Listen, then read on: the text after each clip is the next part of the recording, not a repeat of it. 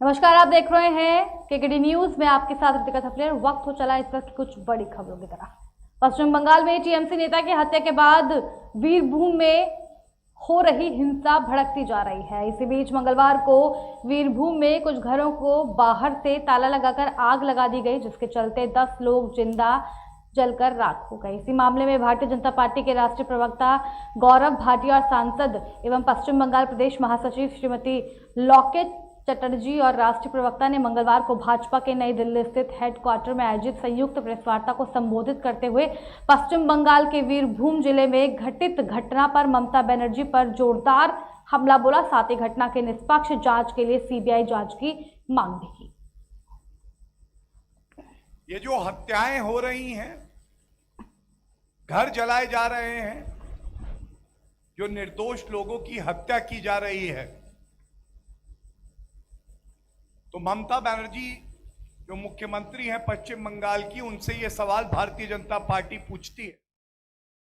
अपने विपक्ष की जिम्मेदारी का निर्वहन करके कानून व्यवस्था की जिम्मेदारी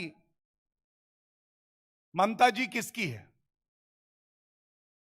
क्या पश्चिम बंगाल में इंसान की जान की कोई कीमत नहीं है? ऐसा क्यों होता है कि वहां पे बम फेंकना इंसानों पे आम बात हो गई है, जैसे कोई खिलौना हो। दुखद यह है कि जो लोग ये कृत्य करते हैं उनको सजा मिलना तो दूर की बात है, एक संदेश दिया जाता है आम जनता को कि ये टीएमसी के ही हैं, इनसे डर के रहना, और अगर विरोध करने की हिम्मत जुटाई तो तुम्हारे घर जला दिए जाएंगे, तुम्हें मार दिया जाएगा। इंसाफ के तराजू पे टीएमसी के गुंडे भारी पड़ रहे हैं। इस तराजू में इंसाफ नहीं है, बाकी सब कुछ है। और ये बात बड़ी जिम्मेदारी से इस मंच से हम उठाते हैं। ये पहली बार नहीं हुआ है कि कानून व्यवस्था ध्वस्त है, ममता बनर्जी मस्त है। 2 मई पश्चिम बंगाल के विधानसभा चुनाव के परिणाम आ रहे थे। ये लोकतंत्र का महापर्व है, खुशी का माहौल होना चाहिए था, लेकिन कोई भूलेगा नहीं जिस तरह से इस प्रकरण में निर्दोष मारे गए हैं, हत्या की गई है, उसी तरह से 2 मई को भी खून की होली खेली जा रही थी। और ममता बनर्जी जी, ये बताइए कि ऐसा क्यों होता है कि आपकी नाक के नीचे अराजकता पनपती है, गुंडा राज आगे बढ़ता है, हत्यारों को संरक्षण मिलता है। जब हत्याएं हो रही होती हैं तो आप दूसरी तरफ देख रही होती है।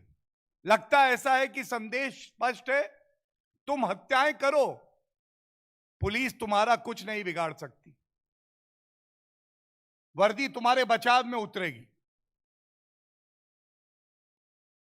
पश्चिम बंगाल कम और ममता बनर्जी। सत श्री अकाल जी।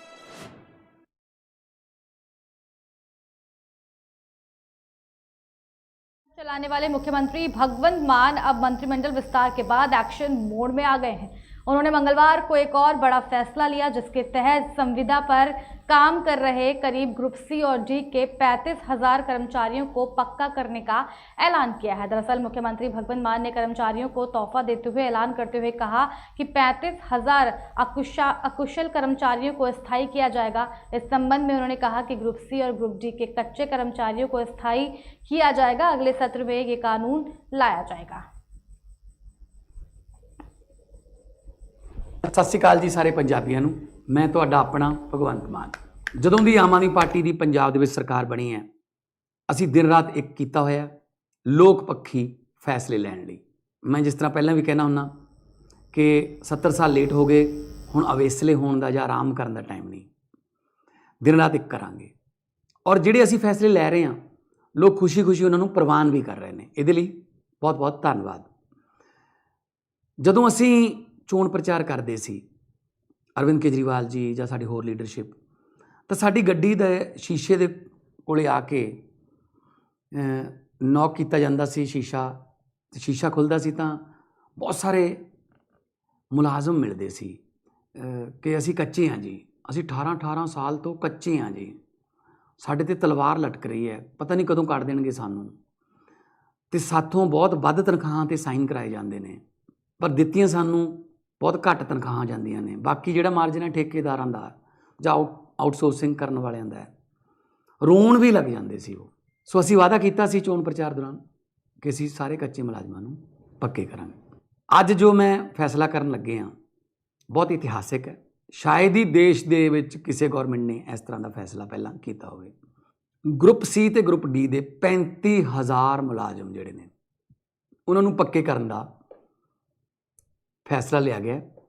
ਮੈਂ ਆਪਣੇ ਸਾਰੇ ਅਫਸਰਾਂ ਨਾਲ ਮੀਟਿੰਗ ਕਰ ਲਈ, ਚੀਫ ਸੈਕਟਰੀ ਸਾਹਿਬ ਨੂੰ ਮੈਂ ਨਿਰਦੇਸ਼ ਦੇ ਦਿੱਤੇ ਨੇ ਕਿ ਇਹ ਠੇਕਾ ਪ੍ਰਣਾਲੀ ਤੇ ਆਊਟਸੋਰਸਿੰਗ ਤੋਂ ਖਹਿੜਾ ਛਡਾਓ।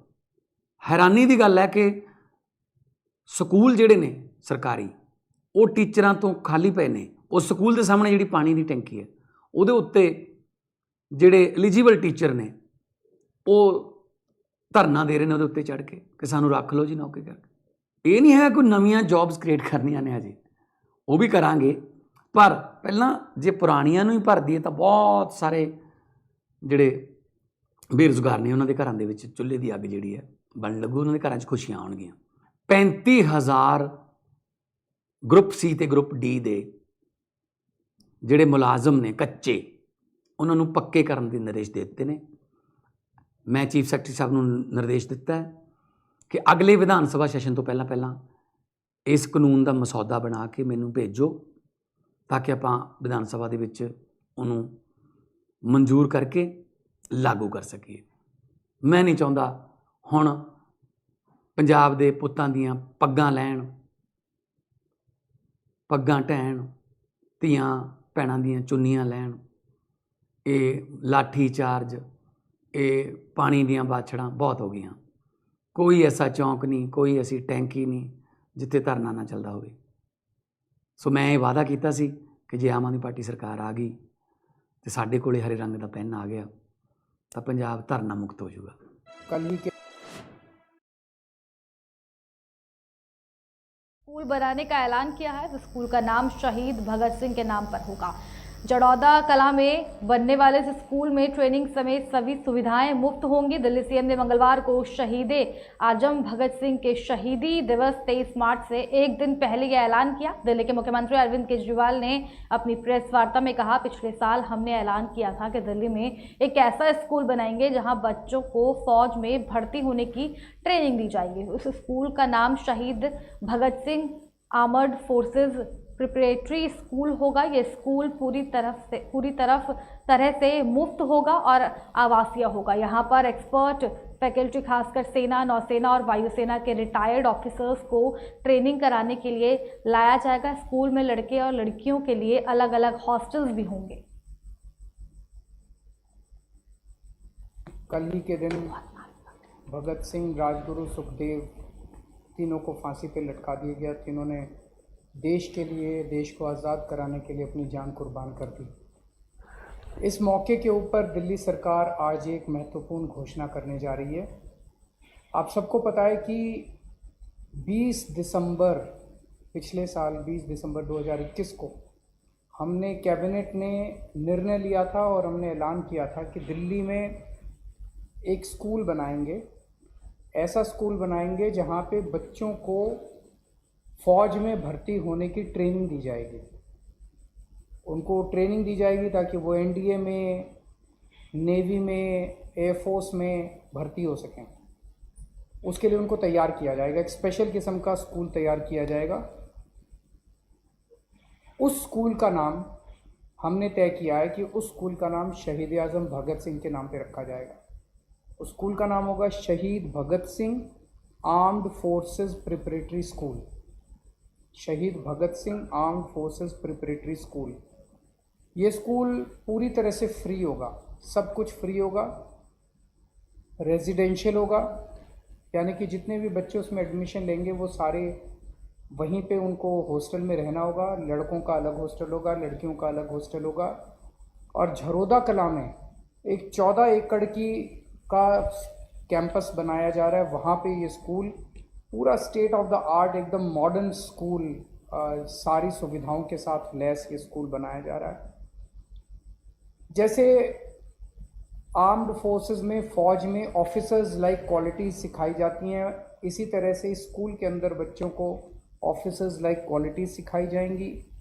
और इन्हें एनडीए, नेवल एकेडमी और दूसरी आर्म्ड सर्विसेज के लिए इन बच्चों को तैयार किया जाएगा।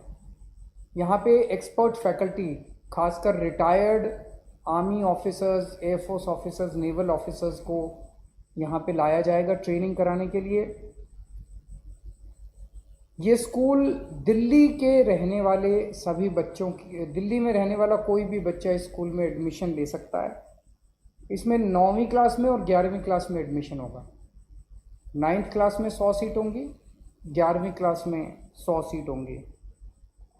अभी तक इस साल से इसकी क्लासेस शुरू हो रही हैं तो अभी तक 18,000 एप्लीकेशंस आ चुकी हैं।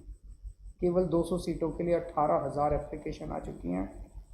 27 मार्च को 9वीं क्लास में एडमिशन के लिए इसके टेस्ट हो रहे हैं और 28 मार्च को 11वीं क्लास में जो एडमिशन होंगे उसके लिए टेस्ट हो रहे हैं। वो फेज़ 1 होगा, एप्टीट्यूड टेस्ट हो रहा है और सेकेंड फेज़ में उनके इंटरव्यू लिए जाएंगे। तो ये दिल्ली वासियों का एक तरीका है। संसद के बजट सत्र की कार्रवाई के दौरान हंगामा हो रहा है। कांग्रेस सांसद महंगाई के मुद्दे पर मोदी सरकार पर हमला कर रहे हैं। महंगाई को लेकर कांग्रेस सांसदों ने राज्यसभा और लोकसभा में हंगामा भी किया। हंगामे के चलते राज्यसभा और लोकसभा की कार्रवाई को स्थगित कर दिया गया है। कल यानी मंगलवार को भी राज्यसभा में महंगाई को लेकर विपक्षी दलों ने हंगामा किया था। हंगामे के चलते राज्यसभा की कार्रवाई को स्थगित भी करना पड़ा। बता दें कि बुधवार को लगातार दूसरे दिन पेट्रोल और डीजल की कीमतों में इजाफा हुआ है। बजट सत्र की कार्रवाई शुरू होने से पहले कांग्रेस सांसदों ने मोदी सरकार के खिलाफ प्रदर्शन किया। कांग्रेस के सांसदों ने एलपीजी सिलेंडर, गैस, पेट्रोल और डीजल की कीमतों में वृद्धि को लेकर संसद में गांधी प्रतिमा के पास विरोध प्रदर्शन किया। राज्यसभा में विपक्ष के नेता मल्लिकार्जुन खड़गे ने कहा कि चुनाव के बाद पेट्रोल, डीजल और सिलेंडर की कीमतों में बढ़ोतरी होनी ही थी। चुनाव को लेकर इसे रोका गया था। खड़गे ने कहा कि चुनाव खत्म होने के बाद कीमतें बढ़ा दी गई हैं।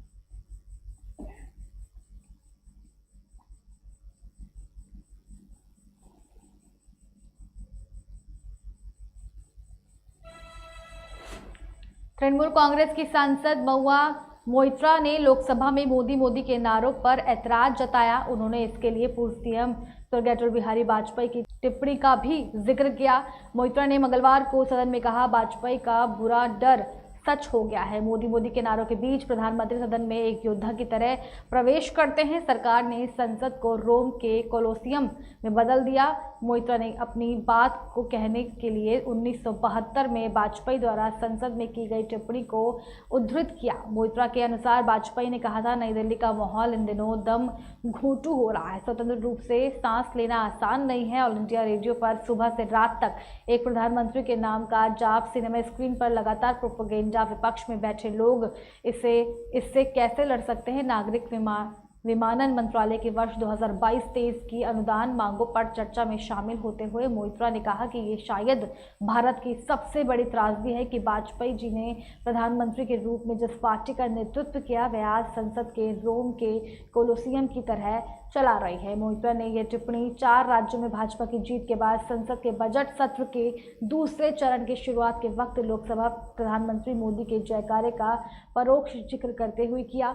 5 राज्यों के चुनाव में भाजपा को यूपी, गोवा, उत्तराखंड व मणिपुर में ऐतिहासिक जीत मिली है। इससे भाजपा गदगद है।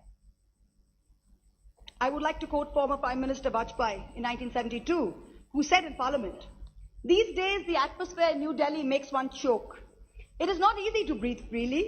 The chanting of a Prime Minister's name on All India Radio from morning to night, saturated propaganda on cinema screens. How can people sitting in opposition fight this?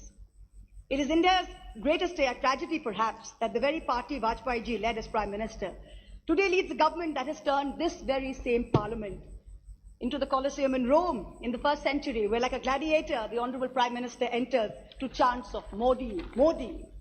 And sadly, those entrusted with the decorum of this house, the garima, as they like to put it, smile smugly through it all. So today, as a woman parliamentarian, let me chant some names that truly deserve applause, both in this house and in the annals of civil aviation history of India. The first Indian woman to get a pilot's license, Urmila Parekh. The first woman commercial pilot, Prem Mathur. The first woman pilot of Indian Airlines, Durba Banerjee. The first woman IAF officer to fly in a combat zone, Gunjan Saxena. The captain of the first Boeing having an all-women flight crew, Saudamani Deshmukh. The youngest pilot in civil aviation history to command a jet aircraft, Nivedita Bhasin. And on this celebratory note, my esteemed colleagues, let us do what needs to be done. Keep the Maharaja out of the skies by all means. खास खबरों में केवल इतना ही। बने रहिए हमारे साथ, देखते रहिए केकेडी न्यूज़।